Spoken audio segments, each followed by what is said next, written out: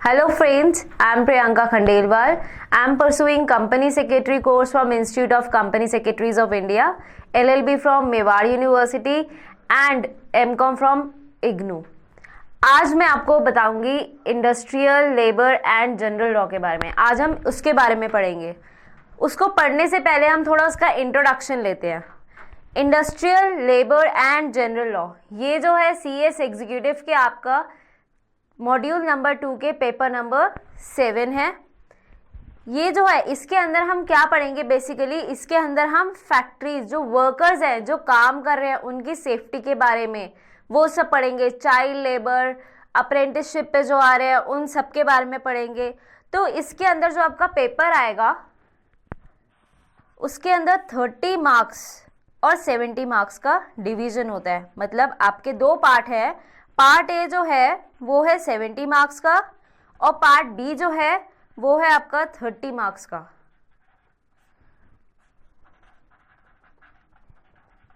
इसका जो पूरा पेपर है आपको पता ही होगा, सारा पेपर जो है आपका ऑब्जेक्टिव बेस्ड आता है। मतलब आपके पास 3 आवर्स होंगे टू अटेम्प्ट 100 क्वेश्चंस और इसमें आपके पास कोई चॉइस नहीं होगी।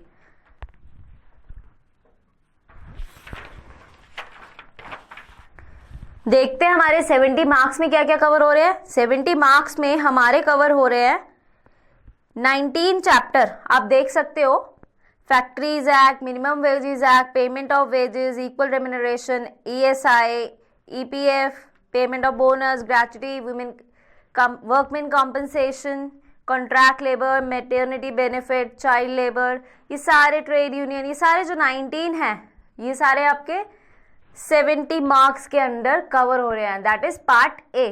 वेयर एज पार्ट बी में आपका कौन कौन से है, constitution of India, interpretation of statutes, overview relating to specific relief, limitation, evidences, CPC, code of civil procedure, right to information, ये सब आपका कवर हो रहा है पार्ट बी में जो कि 30 मार्क्स का है।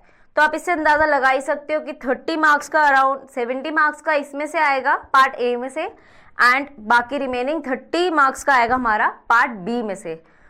ये जो पेपर है ये तब मुश्किल नहीं होता, डिफिकल्ट नहीं है। आपको लगेगा हाँ चैप्टर्स बहुत वाइड है, बहुत ज़्यादा है, बट आप पेपर ही आपका ऐसा है इजीली स्कोरिंग है। अब ये जो है आपका पूरा, अब आप सोचोगे कि ये सारा जो है ऑब्जेक्टिव है तो या तो मैं आपको सीधा ऑब्जेक्टिव कराना शुरू कर दूँ तो मज़ा नहीं आएगा करने में, ना ही आपको समझ आएगा। ये चाहे है ऑब्जेक्टिव बट आपको इसे सब्जेक्टिव में जितना आप पढ़ते हो ना उससे ज़्यादा पढ़ना पड़ेगा। रीज़न, कोई भी आपको पता है कोई भी लाइन कहीं से भी उठ के उसका क्वेश्चन बन के आ जाएगा। तो हम इसको एज अ सब्जेक्टिव वाइज ही चैप्टर पढ़ेंगे कि हम ये कंसीडर करेंगे कि ये हमारा एक तरह से सब्जेक्टिव सब्जेक्ट है। सब्जेक्टिव वाइज कि इसमें हमारा पेपर सब्जेक्टिव की तरह सब्जेक्टिव पेपर आएगा हमारा।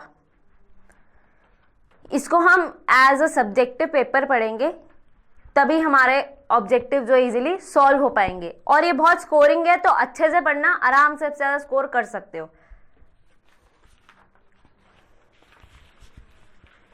चलिए हम पढ़ते हैं सबसे पहला चैप्टर जो है हमारा, सबसे पहला एक्ट जो है वो कौन सा है, फैक्ट्रीज एक्ट 1948। पहले हम पढ़ते हैं learning objective. There are several legislation which regulate the conditions of employment। वो कह रहे हैं कि बहुत सारे legislations हैं जो क्या करते हैं, कंडीशन ऑफ एम्प्लॉयज। कंडीशन क्या हो गई, जिस कंडीशन में वो काम कर रहे हैं, लेबर्स है, फैक्ट्रीज में काम कर रहे हैं और वहाँ की कंडीशन जो है बहुत ही पुअर है, तो कहते हैं कि उन चीज़ों को रेगुलेट करते हैं। भाई एक्सप्लॉइट करते थे, जितना काम करना चाहिए उससे ज़्यादा काम करा के पेमेंट कम देते हैं, वेजेस कम देते हैं। तो इन चीज़ों को रेगुलेट करते हैं, वर्क एनवायरनमेंट को रेगुलेट करते हैं। और क्या करते हैं, और दूसरी वेलफेयर रिक्वायरमेंट्स जो है, जो सर्टेन वेलफेयर रिक्वायरमेंट्स जो है कुछ स्पेसिफिक सर्टेन इंडस्ट्रीज पे भी लगाई गई है। तो ये एक्ट जो है ये किससे इनैक्ट हुआ, ये किस लिए बना है, ये इसलिए बना है ताकि रेगुलेट करे वर्किंग कंडीशंस जो है फैक्ट्री के अंदर। एक फैक्ट्री किसी ने लगाई है तो ऐसा थोड़ा ना फैक्ट्री लगाई, मशीन डाली, छोड़ दिया, नहीं, उसकी कंडीशंस को, कि वर्किंग कंडीशंस, वहाँ के एनवायरनमेंट को रेगुलेट करने के लिए ये एक्ट बनाया है। इन शॉर्ट ये एक्ट क्या प्रोवाइड करता है, provide protection to the business establishment, जो बिजनेस एस्टैब्लिशमेंट जिसने खड़ी करी है उसको प्रोटेक्शन देने के लिए। एंड ये क्या प्रोवाइड करती है, इंप्रूवमेंट ऑफ वर्किंग कंडीशन, जो फैक्ट्री प्रेमाइसेस है, with in the factory premises, किसके अंदर, फैक्ट्री प्रेमाइसेस के अंदर। भाई जो फैक्ट्री प्रेमाइसेस है उसके अंदर इंप्रूवमेंट लाने के लिए, वर्किंग कंडीशन को इंप्रूव करने के लिए। एक beneficial construction, a beneficial construction should be given and the provision of the act should be constituted या interpreted so as to achieve it objective. वो कह रहे एक अच्छी कंडीशन, मतलब जो हमारी फैक्ट्री प्रेमाइसेस है जिसके अंदर लोग काम कर रहे हैं वो इस तरह हमारा होना चाहिए। किस तरह होना चाहिए, ताकि वो अपने ऑब्जेक्टिव अचीव कर पाए। क्या ऑब्जेक्टिव है इनका, वेलफेयर ऑफ द वर्कर्स, जो वर्कर्स वहां काम कर रहे हैं उनकी भलाई के लिए भी काम करे। And their protection from exploitation and unhygienic working condition, जो वो वर्कर्स जो है एक्सप्लॉइट हो रहे हैं तो उनकी प्रोटेक्शन, उस एक्सप्लॉयटेशन को रोकने से और अनहाइजीनिक वर्किंग कंडीशंस को हटाने के लिए, जो कंडीशंस इनको हटाने के लिए ये एक्ट आया है। ये एनैक्ट हुआ है primary with the object of, हमने क्या पढ़ा थी ईयर में, protecting workers employed in the factory against industrial and occupational hazard. अब एक केमिकल फैक्ट्री है, वहां पे एक वर्कर काम कर रहा है तो उसकी जो लाइफ है वो हर टाइम डेंजर में ही है। जितनी देर वो फैक्ट्री में है उतनी टाइम वो अपनी एक तरह से लाइफ के साथ खिलवाड़ कर रहा है। भाई पैसे कमाने के लिए एक मजदूर कुछ भी करेगा। तो कह रहे ये इसीलिए ही बना है ताकि इंडस्ट्रियल एंड ऑक्यूपेशनल हजार्ड से उस एम्प्लॉय को प्रोटेक्शन मिले। इसलिए it seeks to impose upon the owner or the occupier, मतलब जो ओनर है या तो जो मालिक है या ऑक्यूपायर मतलब किसी और ने किसी जगह को, अभी हम आगे फर्दर इसकी डेफिनेशन पढ़ेंगे ऑक्यूपायर की, किसी और के प्रेमिसेस पे जगह लेके उस पर फैक्ट्री बनाई है या जिसके अंडर फैक्ट्री है, फैक्ट्री का सारा काम है, उसके ऊपर कुछ ऑब्लिगेशंस लगाएंगे। किस चीज के लिए, कि वो प्रोटेक्ट करे वर्कर्स को एंड उनको सिक्योर करे, protect the workers and to secure them from employment in condition conductive to their health and safety. मतलब वर्कर्स की प्रोटेक्शन के लिए उनको प्रोटेक्शन दे और सिक्योर करे एम्प्लॉयमेंट कंडीशन को, जिस कंडीशन में वो काम कर रहे हैं वो कंडीशन जो है वो कह रहे हैं अच्छी होनी चाहिए उनकी हेल्थ और सेफ्टी के लिए। उन चीज़ों को ध्यान देने के लिए ये एक्ट बनाया। मतलब जो ऑक्यूपायर है, जो हमने बोला फैक्ट्री का ओनर है, उनके ऊपर ऑब्लिगेशन लगाइए कि जो प्रेमाइसेस है, फैक्ट्री प्रेमाइसेस, वो पूरा अच्छे से, इतना अच्छा मतलब वहाँ पे जो वर्कर है उनकी हेल्थ और सेफ्टी का पूरा ध्यान दिया जाए। ये तो हमने पढ़ा कि हम पूरे चैप्टर में क्या पढ़ेंगे, पूरे एक्ट में हम क्या पढ़ेंगे। अब हम बात करते हैं ऑब्जेक्टिव एंड स्कोप। ऑब्जेक्ट क्या है इसका, इसका ऑब्जेक्ट है to ensure adequate safety measure. Ensure करना इतना होना चाहिए क्या कि हमने एडिकेटली मतलब हमने पूरे के पूरे सेफ्टी मेजर्स लिए हुए हैं कि इन केस कुछ अनहोनी हो जाती है तो हम उससे रोक सके। And to promote the health, promote करना health and welfare of the employed workers employed in the factories. मतलब प्रमोट करना हेल्थ और वेलफेयर किसकी, वर्कर्स की हेल्थ को, वर्कर्स के वेलफेयर के लिए काम करे, एम्प्लॉयड हैं जो फैक्ट्रीज के अंदर, जो फैक्ट्रीज के अंदर है उनकी हेल्थ पे ध्यान दे, उनकी सेफ्टी पे ध्यान दे। ये एक्ट क्या बनाते हैं, provisions regarding employment of women and young person including children and adolescent, annual leave with wages etcetera. ये क्या करते हैं, ये ध्यान देता है किस पे। अब हर फैक्ट्रीज में आपने देखा है कुछ फैक्ट्रीज ऐसी है जहाँ पे विमेन एम्प्लॉयड होती है, जैसे बैंगल मेकिंग फैक्ट्रीज हो गई, बीड़ी मेकिंग हो गई, वहाँ पे बच्चे, पटाखों की फैक्ट्री आप सुनते हो वहाँ पे बच्चे होते हैं। और ये एक्ट जो है ये इसी चीज़ के प्रोविजंस के लिए बना है कि विमेन और यंग पर्सन जहाँ काम करें including children and adolescent, annual leave with wages, कितनी लीव मिलेगी विद वेजेस, ये सब इसके अंडर कवर्ड होता है। ये एक्सटेंड होता है होल ऑफ इंडिया, पूरे इंडिया में, including J&K, Jammu and Kashmir, और जितनी भी मैन्युफैक्चरिंग प्रोसेस, जितनी भी कंपनीज में, फैक्ट्रीज में मैन्युफैक्चरिंग प्रोसेस हो रहा है, या फिर एस्टैब्लिशमेंट जो फैक्ट्रीज एक्ट के अंडर या फिर फैक्ट्री की डेफिनेशन के अंडर कवर होती है, ये कवर करती हैं सारी मैन्युफैक्चरिंग प्रोसेस और एस्टैब्लिशमेंट जो कि क्या हो रही है, जो फॉल कर रही हैं डेफिनेशन ऑफ फैक्ट्री के अंदर, उन सब के ऊपर ये लगती है। अनलेस अदरवाइज, मतलब ये कह रहे जितनी भी फैक्ट्रीज है सब पे लगेगी, अनलेस अदरवाइज सेंट्रल गवर्नमेंट या स्टेट गवर्नमेंट इनकी कोई भाई इनकी भी फैक्ट्रीज होती है, सेंट्रल गवर्नमेंट, स्टेट गवर्नमेंट, इनकी भी फैक्ट्रीज होती है, जब तक उनको हटाया नहीं गया होता तब तक उन पे भी ये एक्ट एप्लीकेबल है। तो हम कहेंगे unless otherwise provided it is also applicable to factories belonging to central or state government. जब तक बताया नहीं गया तब तक सेंट्रल और स्टेट गवर्नमेंट की फैक्ट्रीज पे भी ये लगेगा। अब हम पढ़ते कुछ डेफिनेशंस। एडल्ट, एडल्ट मतलब आप समझते हो, हम कहते हैं आप एडल्ट हो गए हो कब, जब आपकी एज 18 ईयर्स से ज्यादा हो जाती है। तो एडल्ट मतलब क्या होता है, पर्सन जिसने अपनी 18 ईयर्स ऑफ एज कवर कर ली है, उससे बड़ा जो होता है।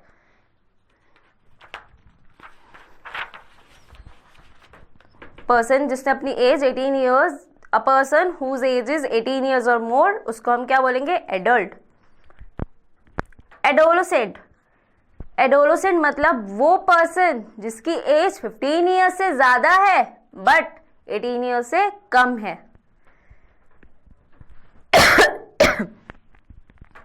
Person who has completed his 15 years of age but has not completed his 18 years, मतलब 18 साल का नहीं हुआ है बट 15 साल से ज्यादा का है। कैलेंडर ईयर, कैलेंडर ईयर में मतलब क्या है यहाँ पे, period of 12 months beginning from first day of January, जनवरी से जो हमारा फर्स्ट डे शुरू होता है उससे हमारा कैलेंडर ईयर स्टार्ट होगा। चाइल्ड मतलब वो पर्सन जिसकी 15 साल उम्र अभी नहीं हुई है, तो मतलब 15 साल से जो छोटा उसको हम क्या कहेंगे, child. Competent person, competent person in relation to any provision of this act means a person or an institution recognized such by the chief inspector for the purpose of carrying out test, examination and inspection required to be done in a factory under the provisions of the act। मतलब competent person मतलब वो person जिस या फिर institution, वो person और an institution जिसको recognise करा है as such by chief inspector, chief inspector ने उसको रिकॉग्नाइज करा है, मतलब उसको एक तरह से कहते हैं ना कि कुछ काम करना है, उसको टेस्ट करना है, तो उसको काम दिया है, सौंपा है, उसको रिकॉग्नाइज करा है। किस लिए, to carry out test, test करने के लिए, एग्जामिनेशन या inspection, to be done in a factory. Factory के अंदर किसी ने कहा कि यहाँ पे हजार्डियस प्रोसेस हो रहा है जिसके बारे में आपको बताया नहीं गया था, तो वो उस चीज को एग्जामिन करेगा, उसको टेस्ट करेगा, सैम्पलिंग वगैरह करते हैं, इंस्पेक्शन करेगा। तो चीफ इंस्पेक्टर जिस पर्सन को ये काम सौंपेगा उसको हम क्या कहेंगे, competent person. Having regard to the qualification and the experience, और ये हर कोई नहीं बनेगा, जो बनेगा कौन कॉम्पिटेंट पर्सन, वो होगा जिसके पास क्या है, क्वालिफिकेशन एंड एक्सपीरियंस है, किस चीज का, of the person and facilities available and regard to उसकी qualification and experience of the person, और जो फैसिलिटीज उसको अवेलेबल है एट हिज डिस्पोजल, मतलब जहां वो कंडक्ट करने गया, and qualification and experience of the person employed, जो पर्सन वहां एम्प्लॉयड हुआ है, in such institution and facilities available there in, जो फैसिलिटीज और इंस्टीट्यूशन, जो फैसिलिटीज उसको वहां अवेलेबल है विद रिगार्ड टू किस चीज के लिए, कंडक्ट ऑफ सच टेस्ट, भाई वहां वो कुछ टेस्ट करने गया है, कुछ एग्जामिनेशन करने गया है या फिर इंस्पेक्शन करने गया है, and more than one person और इंस्टीट्यूशन, हमने क्या बोला था, कोई भी एक या उससे ज्यादा पर्सन या इंस्टीट्यूशन को हम रिकॉग्नाइज करेंगे कॉम्पिटेंट पर्सन, उसको हम क्या कहेंगे, इन रिलेशन टू फैक्ट्री हम उसको कहेंगे कि वो एक कॉम्पिटेंट पर्सन है। हजार्डियस प्रोसेस, हजार्डियस प्रोसेस मतलब आप थोड़ा नॉर्मल वे में समझे तो वो जो कहते हैं ना लाइफ जो हमारी उसके लिए है, हजार्डियस प्रोसेस होता है। जैसे एक फैक्ट्री हो गई, एक इंडस्ट्री हो गई, उसके अंदर केमिकल का या ऐसा काम है जिसको अगर हम ध्यान से ना करें तो हमें उससे बहुत नुकसान हो सकता है। तो ऐसी हजार्डियस प्रोसेस मतलब एनी प्रोसेस, कोई भी प्रोसेस या फिर एक्टिविटी जो कि इंडस्ट्री में हो रही है, specified in the first schedule में दे रखी है, where unless special care is taken, अगर वहां ध्यान नहीं दिया गया काम करते वक्त, स्पेशल केयर मतलब ज्यादा ध्यान से नहीं दिया गया, raw material used therein or the immediate or intermediate or finished product, byproducts, waste or effluent thereof would, अगर उनको ध्यान नहीं दिया गया, किसको, रॉ मटेरियल यूज करा है therein या फिर इंटरमीडिएट या फिर फिनिश प्रोडक्ट या प्रोडक्ट जो से वेस्ट आ रहा है या फिर एफ्लुएंट thereof would, अगर इन सब पे ध्यान नहीं दिया, would cause material impairment to the health of the person engaged or in connected therewith, अगर हमने इन सब को, चाहे कुछ भी हम प्रोडक्ट बना रहे हैं, अगर हमने ध्यान से नहीं दिया तो क्या होगा, जो भी पर्सन उससे कनेक्टेड है या फिर उस काम करने को एंगेज है तो उससे क्या हो सकती है, material impairment to the health, मतलब उसकी हेल्थ को खतरा हो सकता है, या फिर result in pollution of general environment, या फिर क्या हो सकता है, केमिकल का ज़्यादा काम अगर एक इंडस्ट्री में हो रहा है, फैक्ट्री में केमिकल का ज़्यादा काम हो रहा है तो कहते हैं धुआं बहुत ज़्यादा हो रहा है तो उसको उस एरिया से बाहर निकाल दिया जाता है जहाँ पे रेजिडेंशियल एरिया है। तो कहते हैं क्यों, क्योंकि इसकी वजह से क्या होता है, पॉल्यूशन ऑफ जनरल एनवायरनमेंट हो रहा है। तो इन सबको हम क्या कहेंगे, hazardous process. Provided that by state government में, provided that the state government में by notification in the official gazette amend the first schedule by way of addition, omission or variation of any industry specified in the said schedule। भाई provided that दिया हुआ क्या बताया गया कि state government चाहे तो वो नोटिफिकेशन दे के ऑफिशियल गैजेट में क्या कर सकती है, अमेंड कर सकती है फर्स्ट शेड्यूल, जिसके अंदर हमने बताया था सारी हमारी हजार्डियस प्रोसेस जो जो इंडस्ट्रीज करती है उसका नाम दिया गया है, तो वो उसमें क्या कर सकती है, ऐड कर सकती है, हटा सकती है या फिर वेरिएशन ला सकती है जिन जिन इंडस्ट्री के नाम है उस लिस्ट के अंदर। यंग पर्सन मतलब वो पर्सन जो कि क्या है, इधर अ चाइल्ड और एन एडोलेसेंट, या चाइल्ड है या एडोलेसेंट है तो उसको हम कहेंगे यंग पर्सन। डे मतलब क्या होता है, day under section 2E means a period of 24 hours, period of 24 hours जो रात के 12 बजे से शुरू हो रहा है। वीक मतलब पीरियड ऑफ 7 डेज जो कब से स्टार्ट होता है, मिडनाइट मतलब 12 बजे, किसके, सैटरडे से, और such other night as may be in writing for a particular area by the chief inspector. वैसे जनरली कहेंगे तो सैटरडे की मिडनाइट को जो आता है 12 बजे वहां से हमारा वीक शुरू होता है, बट किसी किसी इंडस्ट्रीज के लिए जहाँ पे रिटर्न में चीफ इंस्पेक्टर ने फैक्ट्रीज का जो दे रखा है कि यहाँ से इसका वीक स्टार्ट होगा तो वो कंसीडर करा जाएगा। पावर मतलब क्या है, इलेक्ट्रिकल एनर्जी या फिर कोई भी अदर फॉर्म ऑफ एनर्जी जो कि मैकेनिकली ट्रांसमिट हुई है, थ्रू मशीन्स ट्रांसमिट हुई है और उसको ह्यूमन या फिर एनिमल एजेंसी से हमने नहीं जनरेट करा, उसको मैकेनिकली हमने जनरेट करा है। प्राइम मूवर मतलब एक कोई भी इंजन या मोटर या कोई भी दूसरा अप्लायंस जो क्या करता है, जनरेट, या तो खुद ही पावर जनरेट करता है या फिर प्रोवाइड पावर, आगे फर्दर पावर प्रोवाइड कराता है। ट्रांसमिशन मशीनरी मतलब कोई भी shaft, wheel, drum, pulley, system of pulleys, coupling, clutch, driving belt या फिर दूसरे अप्लायंसेस या फिर डिवाइस बाय विच, जिसके द्वारा क्या होता है, the motion of a prime mover is transmitted to or receive by any machinery or appliance. Prime mover से किसी अप्लायंस में जब हम पावर पहुंचाते हैं तो वो हम ट्रांसमिशन मशीनरी के थ्रू पहुंचाते हैं। मशीनरी क्या होता है, मशीनरी के अंदर हम आता है प्राइम मूवर्स, ट्रांसमिशन मशीनरी और बाकी appliances whereby power is generated, जहां से पावर जनरेट होती है। ट्रांसफॉर्म होती है या फिर ट्रांसमिट होती है या फिर अप्लाई होती है, वो सब हमारी क्या होती है, मशीनरी। फैक्ट्री, अब हम बात करते हैं फैक्ट्री की। हम फैक्ट्रीज एक्ट के बारे में पढ़ रहे हैं। फैक्ट्री क्या होता है? फैक्ट्री मतलब कोई भी प्रेमाइसेस, कोई भी area including persons thereof, मतलब कोई भी जगह जहां पे 10 और उससे ज्यादा वर्कर्स काम कर रहे हैं या फिर पिछले 12 महीने में। भाई आज से हम देखते हैं, अगर हम आज देख रहे हैं कि एक जगह जो है उसको हम फैक्ट्री कहेंगे या नहीं कहेंगे, तो हम देखेंगे आज से 12 महीने। अभी वो कह रहे हैं कि हमारे 10 लोग या उससे ज्यादा काम नहीं कर रहे हैं, हमारे यहाँ 5 कर रहे हैं, तो हम क्या करेंगे, हम ये देखेंगे आज की डेट से पिछले 12 महीनों में कितने लोग वहां पे काम कर चुके हैं।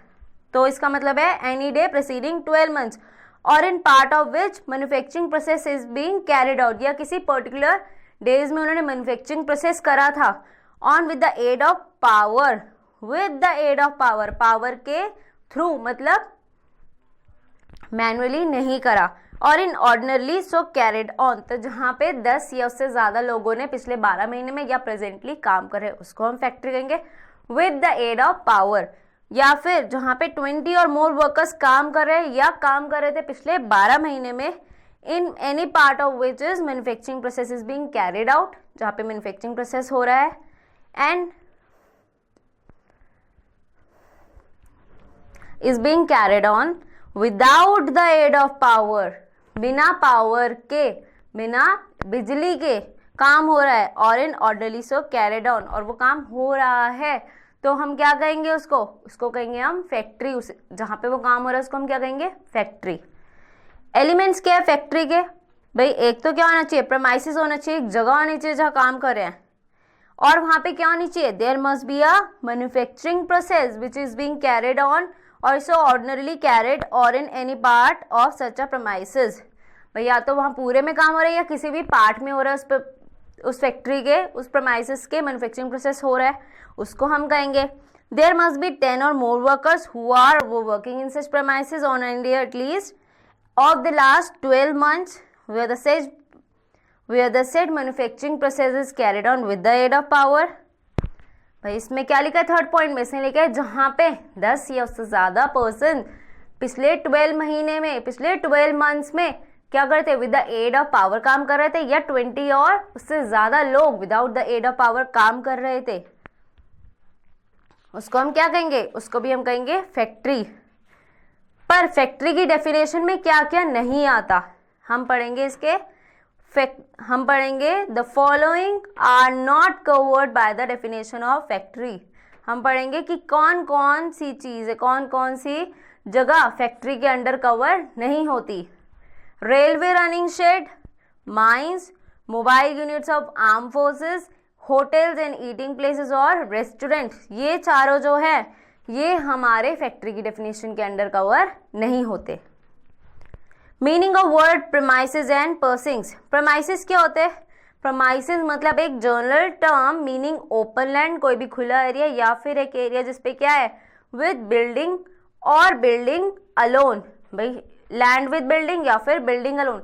एक लैंड है, भाई एक लैंड हो गई, लैंड पे यहाँ पे बिल्डिंग है, या फिर सिर्फ एक बिल्डिंग है, इसको भी हम फैक्ट्री मानेंगे।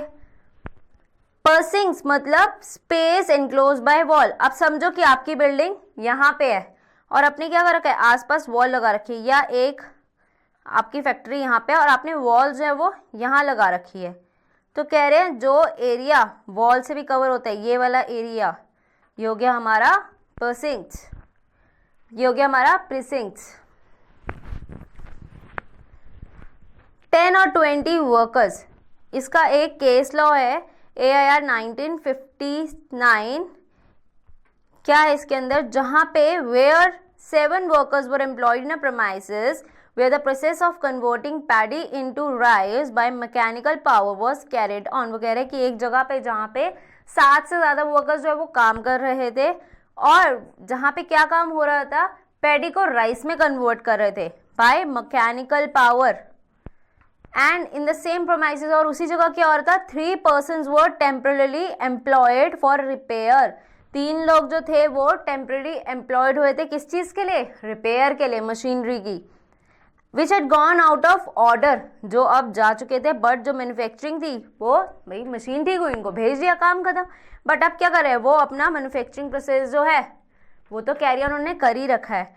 तो उन्होंने कहा था कि क्या ये फैक्ट्री के अंदर कवर होगा या नहीं होगा। तो जजमेंट क्या पास हुई थी, इट वॉज हेल्ड क्या, since 3% temporarily were working, 3 persons were, that's judgement आया था, क्या आया था कि since 3 temporary persons, 3 temporary persons आए थे मशीन ठीक करने के लिए, वर वर्कर्स, वो वर्कर्स थे। Consequently there were 10 workers working in the premises. तो क्या हुआ, कुल मिला के वहां 7 और 3 10 हो गए। तो कह रहे हैं जब वहां पे 10 हो ही गए हैं तो इसको हम फैक्ट्री ही कहेंगे, चाहे वो अभी है या नहीं है, चाहे वो मैन्युफैक्चरिंग प्रोसेस में काम कर रहे हैं या नहीं कर रहे हैं। तो इसलिए बोला that premises is a factory. अब हम पढ़ते हैं मैन्युफैक्चरिंग प्रोसेस। हम बार बार पढ़ रहे हैं मैन्युफैक्चरिंग प्रोसेस होता क्या है। मैन्युफैक्चरिंग मीन्स एनी प्रोसेस, कोई भी प्रोसेस जिसके अंदर हम क्या करते हैं, making, altering, repairing, ornamenting, fishing, packaging, oiling, washing, cleaning, ये सारी चीजें, सारी जो होती है हमारी मैन्युफैक्चरिंग प्रोसेस में आती है। पंपिंग ऑयल, वाटर और सीवेज और एनी अदर सब्सटेंस, किसी चीज को पंप करना, जनरेट करना, ट्रांसफॉर्म करना या पावर को ट्रांसमिट करना। कंपोज करना, type of printing, printing by letter press, lithography, photographer और अदर सिमिलर प्रोसेस, और बुक बाइंडिंग, ये भी हमारा प्रोसेस हो गया। Constructing, reconstructing, repairing, refitting, finishing, breaking up ships और वेसल्स, ये सब भी हो गया हमारा।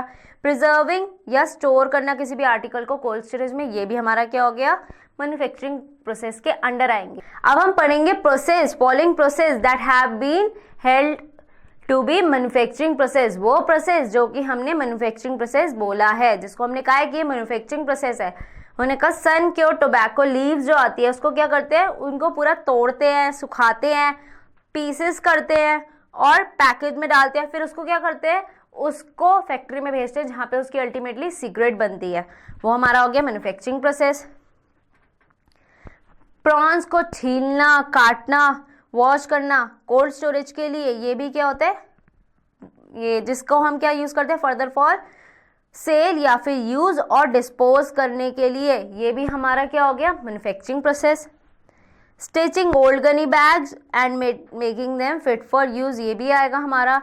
पेपर फैक्ट्री के अंदर भी bank as grass packed into bundles manual dispatch to the factory. Work of garbling of pepper and curing ginger, process carrying out in salt water in converting, sea water को salt में convert करने के लिए, latex को rubber sheet में convert करने के लिए, या फिर प्रोसेस जो एम्प्लॉयड हुए for the purpose of pumping water, water pump करने के लिए भी, इसको भी हम क्या कहेंगे, manufacturing process. Work done on the bangles of cutting grooves, भाई बैंगल्स, ग्लास को बैंगल्स बनाना, उसमें कलर फिल करना, ऑर्नामेंटेशन करना बैंगल्स की ताकि उसको बेचा जाए आगे। Preparation of soap in soap work, making of bidis, preparation of food and beverages को बनाना, उसको सेल करना, उसको क्लब के अंदर to the members of a club. Receiving product in bulk, लेना, उसको पैकेज करके क्लाइंट की रिक्वायरमेंट के अकॉर्डिंगली उसको देना। Construction of railway, use of railway material, construction of railways, use of raw material जैसे कि sleeper, board, loose rails etcetera, इस सबको यूज करना। डेप्शन for ultimately for laying down railway line, भाई एक्चुअली में रेलवेज में उसको फिट करना, रेलवे लाइन के लिए प्रोडक्ट्स बनाना, मैन्युफैक्चर करना, ये सब हमारा मैन्युफैक्चरिंग प्रोसेस में आता है। अब हम कहेंगे following process that are not manufacturing process, अब वो प्रोसेस जिनको मैन्युफैक्चरिंग प्रोसेस नहीं कहा गया है। Exhibitions of film process, film के प्रोसेस के एग्जीबिशंस को इंडस्ट्रियल स्कूल या इंस्टीट्यूट जो क्या कर रहे हैं, ट्रेनिंग दे रहे हैं, क्लोथ प्रोड्यूस कर रहे हैं, not with a view to it sale, उनका मेन मोटिव सेल नहीं है। Receiving of news from various sources on a reel in a teleprinter of a newspaper office is not a manufacturing process in as much as news is not the article or substance to which section 2 के section 2 के 1 has been referred, मतलब कि जो हमारी newspaper होती है उनको tele printing में न्यूज़ जो मिलती है उसको हम मैन्युफैक्चरिंग प्रोसेस नहीं कहेंगे। Any primary packing of raw material for delivering it to the factory, कोई भी प्राइमरी रॉ मटेरियल को पैक करना फैक्ट्री तक पहुंचाने के लिए, इसको भी हम नहीं कहेंगे। Finished goods and packing thereof, finished goods लेके आना, उसको पैकिंग करना, ये भी हमारा क्या होगा, मैन्युफैक्चरिंग प्रोसेस नहीं होगा। वर्कर, वर्कर मतलब क्या होता है, कोई भी पर्सन जो एम्प्लॉय होता है या तो डायरेक्टली बाय द ओनर या फिर through any agency including a contractor, contractor भी अपने अंडर जो लेबर लेके आएगा, विथ और without the knowledge of principal employer, चाहे प्रिंसिपल एम्प्लॉयर को उस चीज की नॉलेज है या नहीं है। वेदर फॉर रेम्यूनरेशन और नॉट, रेम्यूनरेशन के लिए भी या बिना रेम्यूनरेशन के भी, इन एनी मैन्युफैक्चरिंग प्रोसेस, किसी भी मैन्युफैक्चरिंग प्रोसेस के लिए, और in any other kind of work incident और कनेक्टेड विद द मैन्युफैक्चर और subject to the manufacturing process, या फिर वो काम जो इंसिडेंटल है, जो कहीं ना कहीं जुड़े हुए हैं मैन्युफैक्चरिंग प्रोसेस से, उनके लिए, but does not include any member of the arm force of the union, but इसमें ये लोग arm force of the union include नहीं होते। ऑक्यूपायर, ऑक्यूपायर मतलब क्या होता है, वो पर्सन जिसका अल्टीमेट कंट्रोल होता है किस पे, फैक्ट्री के ऊपर, फैक्ट्री के काम के ऊपर, अफेयर्स ऑफ द फैक्ट्री के ऊपर, provided that in case of a firm और अदर एसोसिएशन ऑफ इंडिविजुअल्स, कोई भी फर्म है या फिर ग्रुप, एसोसिएशन ऑफ इंडिविजुअल्स है, बहुत सारे इंडिविजुअल्स ने अपना एसोसिएशन बनाया है, any one of the individual partners और members thereof shall be deemed to be the occupier, कोई भी इंडिविजुअल पार्टनर या मेंबर, उसको हम क्या कहेंगे, ऑक्यूपायर कहेंगे। इन case of a company, company के अंदर कोई भी डायरेक्टर को हम क्या कहेंगे, वो तो ऑक्यूपायर है। In case of a factory owned और control by the central government, कोई भी फैक्ट्री जो किसके ओनर कौन है उसका और कंट्रोल कौन करती है, सेंट्रल गवर्नमेंट या फिर स्टेट गवर्नमेंट या कोई भी लोकल अथॉरिटी। द पर्सन और the persons appointed to manage the affairs of the factory by the state government, या कोई भी पर्सन जिसको स्टेट गवर्नमेंट या सेंट्रल गवर्नमेंट ने या लोकल अथॉरिटी में अपॉइंट करा है कि आप भाई इसकी देखभाल करोगे हमारे बिहाफ पे, हमने आपको हायर करा इस चीज के लिए, वो लोग कौन हो गए, उनको हम ऑक्यूपायर कहेंगे। एग्जाम्पशन ऑफ ऑक्यूपायर और manager from liabilities in certain cases, भाई आप फैक्ट्री के अंदर हो जाता है कुछ घपला, कुछ गड़बड़ी, तो भाई वहाँ पे जो है चीफ इंस्पेक्टर किसी भी कॉम्पिटेंट पर्सन को भेज देगा चेकिंग के लिए, या उसको हम बुलाएंगे नोटिस देंगे, तो वो अपने आप को कैसे बचा सकता है ऑक्यूपायर, एग्जाम्पशन कैसे मिलेगी उसको। Section 101 provides exemption from the liability of employer और मैनेजर, वो बताते हैं कि कैसे ऑक्यूपायर मैनेजर अपने आप को एग्जाम करा सकते हैं। ये परमिट करते ऑक्यूपायर को या मैनेजर को ऑफ अ फैक्ट्री जो कि इंचार्ज है ऑफेंस या फिर पनिशेबल है, भाई उसके ऊपर ऑफेंस लगा है, उसके ऊपर क्या लगा है, चार्ज लगा है ऑफेंस का, या फिर पनिशेबल है, उसको बोला है कि आप कोर्ट आओ, या फिर कोई भी अदर पर्सन जो कि चार्ज है whom he charges actual offender। Section 101 क्या प्रोवाइड करता है, ये प्रोवाइड करता है एक्सेप्शंस, भाई एक्सेप्शन देता है कि जो लाइबिलिटी है किसके ऊपर, मैनेजर के ऊपर, ऑक्यूपायर के ऊपर, जिसके ऊपर चार्ज लगा एक ऑफेंस का या पनिशमेंट उसको मिली है उस एक्ट के अंदर, उसके पास क्या है, उसको कोर्ट कहती है कि आपको जो गलत लगता है, आपको लगता है ये आपकी वजह से नहीं है उसकी वजह से हुआ है, तो आप उसको कोर्ट में लेके आओ। whom he charges actual offender also provide the satisfaction to the court, और कोर्ट को सेटिस्फाई करो क्या, he has used due diligence to enforce the execution of this act, proof करो कोर्ट को, ऑक्यूपायर को कहता है प्रूफ करो कि आपने पूरी कोशिश करी, आपने पूरा एक्ट लगाने की पूरी कोशिश करती, जो जो उसमें कहा है वो लगाने की कोशिश करी है। That the offense in the question was committed without his knowledge, जो ऑफेंस हुआ है वो उसको पता ही नहीं हुआ है, कंसेंट के बिना और कन्वेंस के बिना by the said other person, किसी और ने उसको बिना पूछे वो कर दिया। अदर पर्सन जो है उसको कन्विक्ट करेंगे उस ऑफेंस के लिए और उसको भी क्या मिलेगी, पनिशमेंट वैसे ही मिलेगी जैसे ऑक्यूपायर को मिली थी।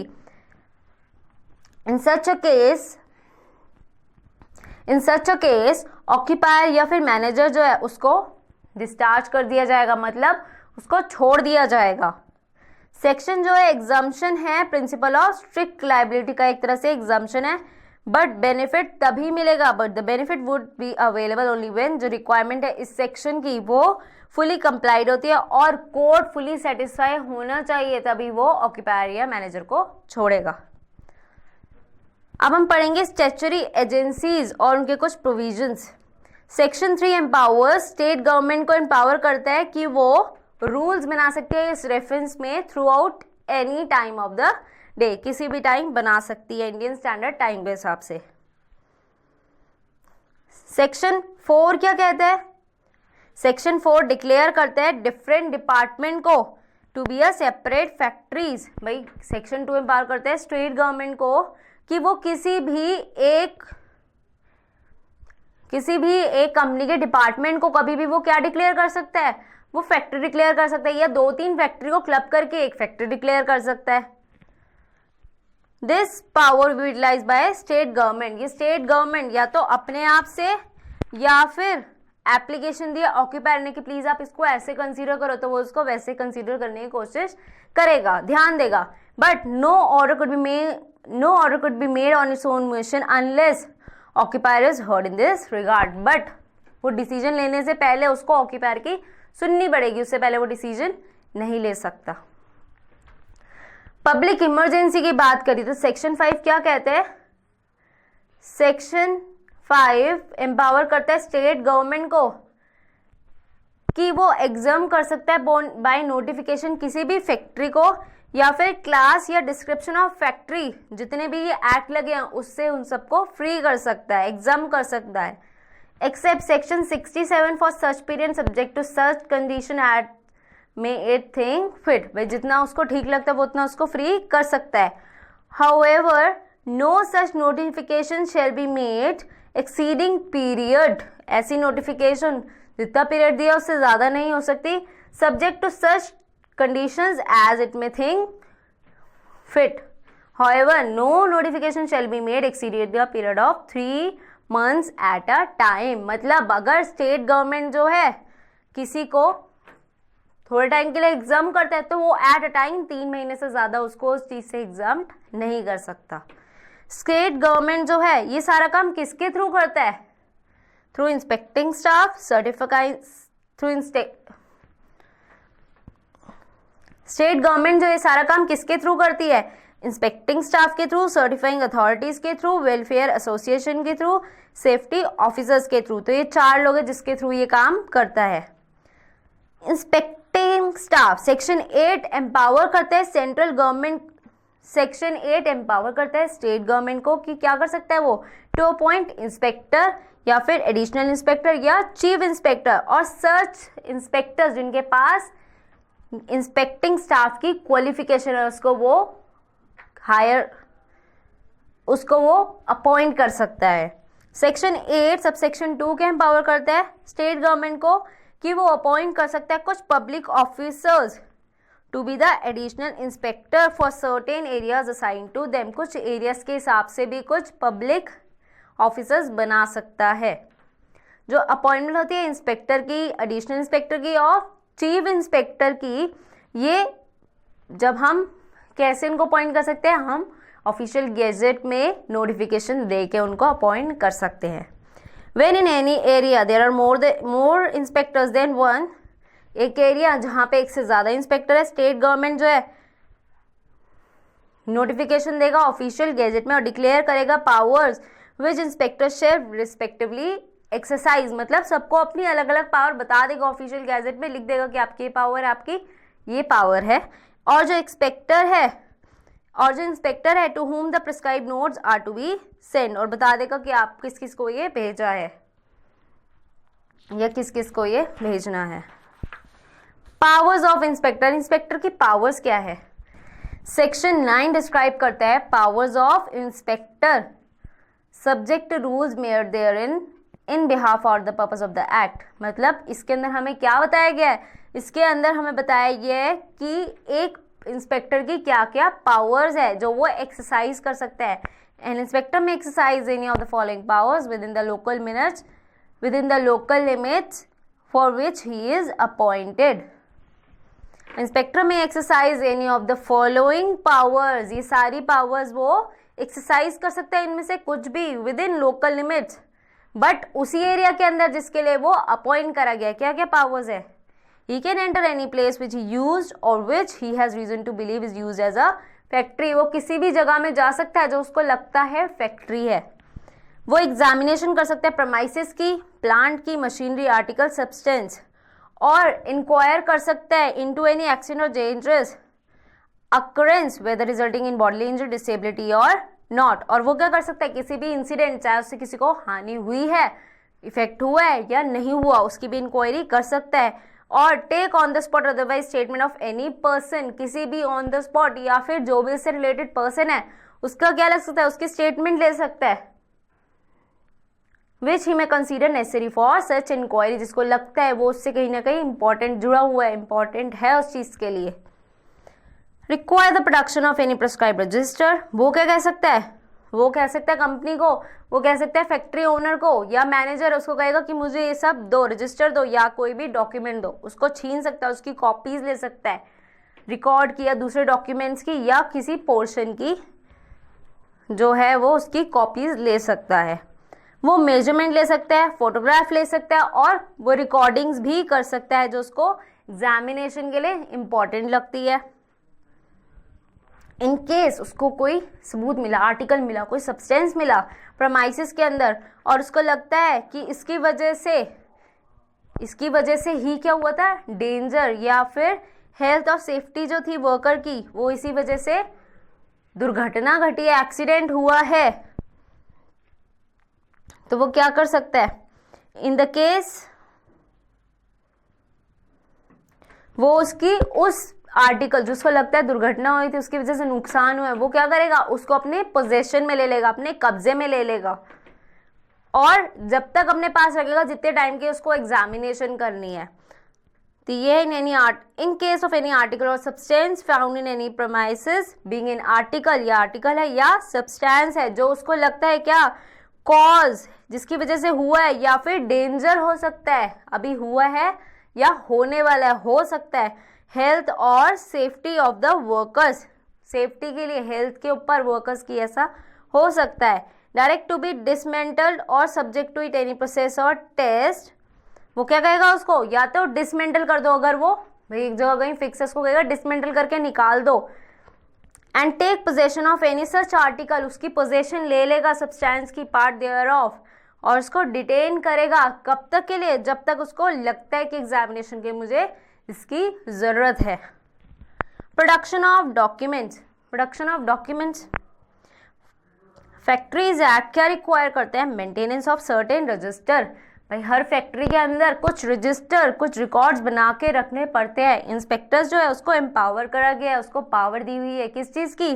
कि वो उस चीज़ को, उस डॉक्यूमेंट को, भाई उनको फैक्ट्री वालों को कहा था आपको रजिस्टर बना के रखना, तो कभी भी जाके कह सकता है मुझे वो रजिस्टर दो. And the non compliance of this has be made an offence. और किसी ने अगर नहीं करा ये काम, रजिस्टर मेंटेन नहीं करा, तो क्या कहेगा? आपने तो जुर्म कर दिया है, उसको क्या कहेगा? आपने एक ऑफेंस करा है. सर्टिफाइंग सर्जन्स, वो कौन होते हैं? सेक्शन 10 प्रोवाइड करता है अपॉइंटमेंट ऑफ सर्टिफाइंग सर्जन. कौन अपॉइंट करता है इनको? State government. किस चीज के लिए?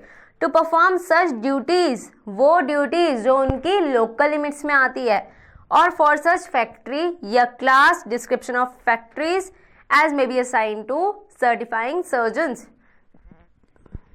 भाई उनको कहा है कि आपको इस एरिया में इस चीजों का काम करना है, आपकी ये लिमिट्स है, आप इन सबके अंदर इंस्पेक्शन कर सकते हो. क्या कर सकते हो? The examination and certification of young person.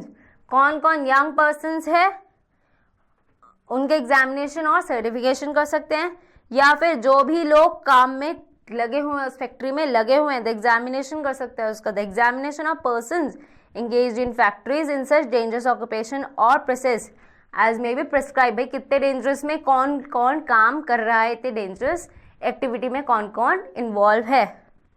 exercise or such medical supervision as may be prescribed for any factory or class or description of factories. और कुछ मेडिकल सुपरविजन्स है उनको भी वो एक्सरसाइज करेगा, वो काम भी वो करेगा जो किसी भी पर्टिकुलर फैक्ट्री, जो किसी भी पर्टिकुलर फैक्ट्री, क्लास या फिर कुछ पर्टिकुलर फैक्ट्री जिनका डिस्क्रिप्शन दिया उसके बारे में है, उन पे मेडिकल सुपरविजन करेगा. वेलफेयर ऑफिसर क्या होता है? Safety officer.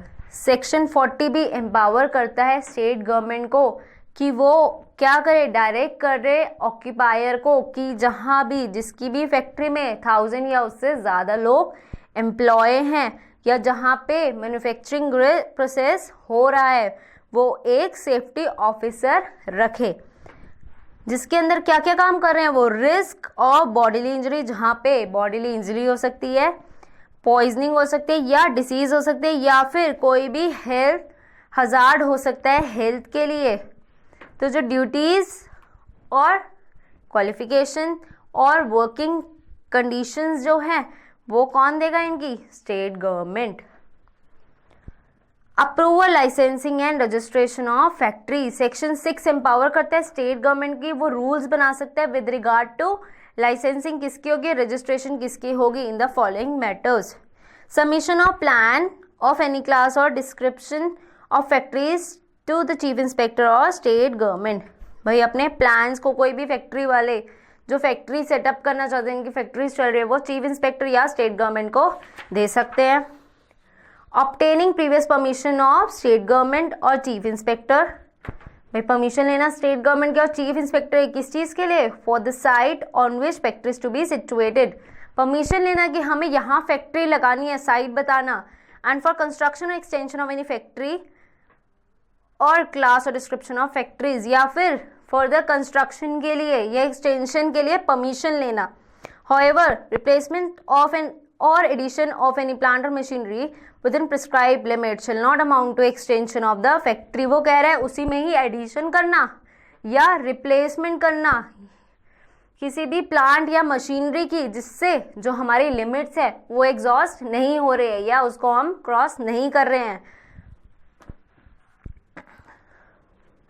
If it does not reduce the minimum safe working space or adversely affect the environmental condition which is injurious to health. इसको हम कह रहे हैं कि अगर कोई हमारी क्या हुई है, हमने बोला रिप्लेसमेंट हो रही है या एडिशन हो रहा है हमारी फैक्ट्री प्रेमाइसेस में, प्लांट ऐड कर रहे हैं, मशीनरी ऐड कर रहे हैं, जिससे हमारी जो वर्किंग कंडीशंस है उसमें कोई चेंज नहीं आ रहा, तो हमें परमिशन की ज़रूरत नहीं है. Considering application for permission for the submission of plans and specification. कोई हमने नया प्लान बनाया जिससे हमें लगता है कि कुछ हजार्डियस है या हेल्थ और सेफ्टी के ऊपर बात आ सकती है, तो हमें सबमिट करना पड़ेगा उसको. Nature of plans and specification and the authority certifying them. क्या हमारा नेक्स्ट प्लान है, हमारी उसकी स्पेसिफिकेशन हो. Fees, registration and licensing of factories. Registration के लिए भी लाइसेंसिंग के लिए भी हम उनके पास जाएंगे. फी जो पेबल होगी रजिस्ट्रेशन की, लाइसेंसिंग क्या, हमारा लाइसेंस खत्म होने वाला है तो उसको रिन्यू कराने के लिए भी जाना पड़ेगा. License not to be granted और renewed unless notice specified under section 7 has been given. और जब तक वो सेक्शन 7 के अंडर जो नोटिस नहीं देंगे उनका लाइसेंस वो रिन्यू भी नहीं करेंगे या ग्रांट नहीं करेंगे. ऑटोमेटिक अप्रूवल की बात करते हैं हम.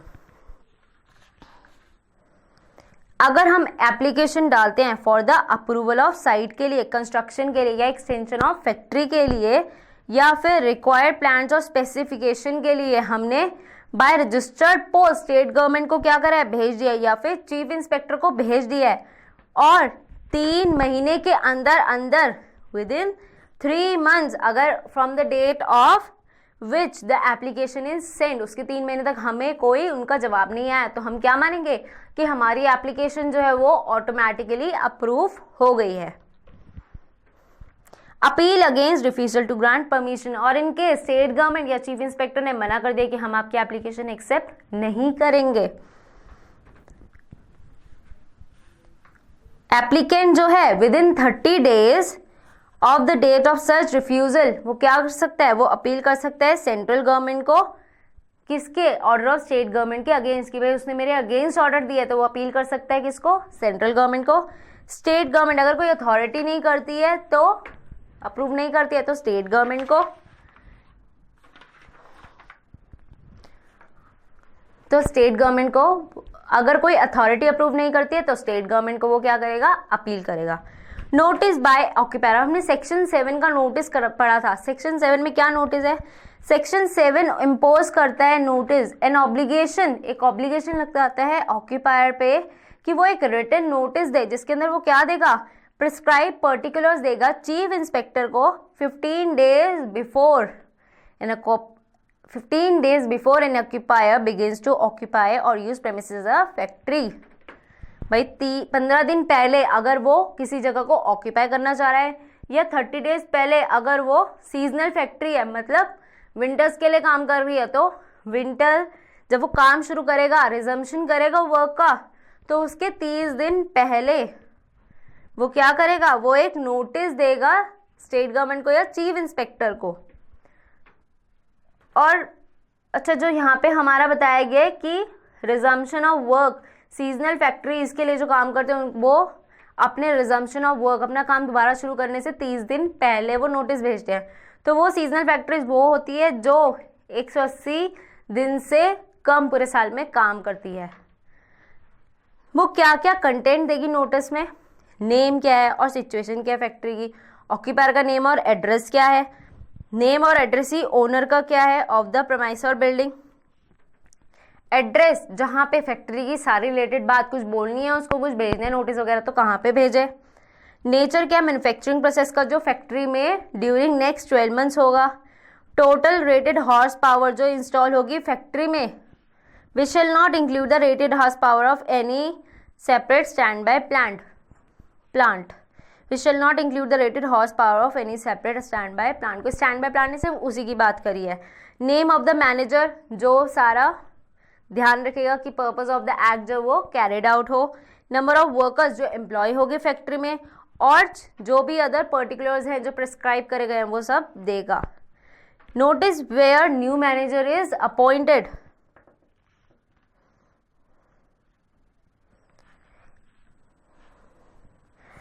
भाई जैसे ही एक कंपनी के अंदर नया मैनेजर आया तो ऑक्यूपायर को within 7 days chief inspector को एक नोटिस भेजना पड़ेगा। और जहां पे किसी manager, where there is no manager, occupier को हम, जहां पे कोई मैनेजर ही नहीं है तो हम वहां पे ऑक्यूपायर को ही मैनेजर मान लेंगे। कौन सी सिचुएशन है वो? ड्यूरिंग अ पीरियड जहां पे कोई भी मैनेजर नहीं है फैक्ट्री के अंदर, और during which period person designate करे गए हैं does not manage the factory, any other found person acting as manager will be the manager for the purpose of the act. जहाँ पे मैनेजर नहीं है और जो पर्सन एज अ मैनेजर काम कर रहा है उसको हम मैनेजर मान लेंगे। वे नो पर्सन इज फाउंड, अगर कोई ऐसा पर्सन नहीं मिलता तो हम ऑक्यूपायर को क्या मान लेंगे?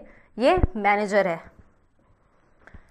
अब जर्नल ड्यूटीज क्या है? जर्नल ड्यूटीज क्या है ऑक्यूपायर की? सेक्शन 7 ये बताते हैं फैक्ट्रीज एक्ट के अंदर, फैक्ट्रीज अमेंडमेंट एक्ट 1987 के अंडर जर्नल ड्यूटीज क्या है? हर ऑक्यूपायर को क्या इंश्योर करना चाहिए?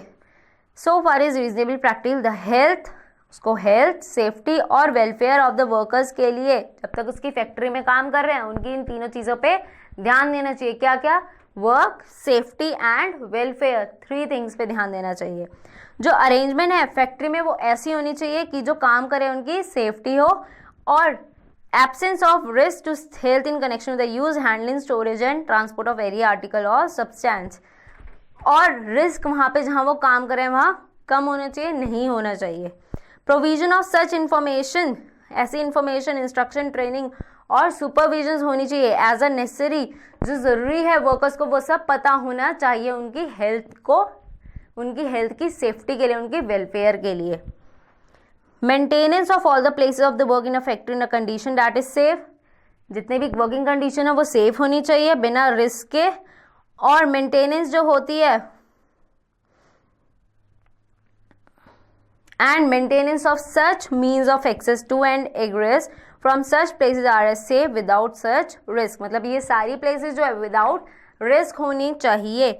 The provision maintenance and monitoring of such working environment in the factory for the workers, ऐसी प्रोविजन ऐसी मेंटेनेंस करनी चाहिए, मॉनिटर करना चाहिए वर्किंग एनवायरनमेंट को for the workers that is safe, जो कि सेफ है, विदाउट रिस्क टू हेल्थ, उनकी हेल्थ पे कोई रिस्क नहीं है, और एडिकेट फैसिलिटीज और अरेंजमेंट्स है फॉर द वेलफेयर, जो वहाँ पे काम कर रहे हैं उनकी वेलफेयर के लिए। Except in such case as may be prescribe, हर ऑक्यूपायर को क्या करना चाहिए, shall prepare and as often as may be appropriate revise a written statement in general policy with respect to the health safety of the workers at work, organization and arrangement for the time being enforced to carry out that policy, and to bring statement and any revision thereof notice of all the workers in such manner as may prescribe। मतलब एक occupier को जो एक general policy के अंदर सारे workers की safety के लिए, जो भी लोग काम करें उनकी काम करने के टाइम अरेंजमेंट्स के लिए सब कुछ उसको बताना चाहिए, प्रिस्क्राइब करना चाहिए, और ये सारी बातें वो जो वर्कर्स जहाँ फैक्ट्री में काम कर रहे हैं उनके बारे में उनको नोटिस देना चाहिए, उनको उनके सामने ये बात लानी चाहिए ताकि उनको भी पता लगे कि उनके लिए क्या क्या करा जा रहा है। तो ये था हमारा फैक्ट्रीज एक्ट के बारे में थोड़ा बहुत। इसके बाद हम फर्दर कैरी करेंगे इस चैप्टर को, इस एक्ट को। तो यहाँ तक if you have any query you can mail us at mail@studykhazana.com। Thank you.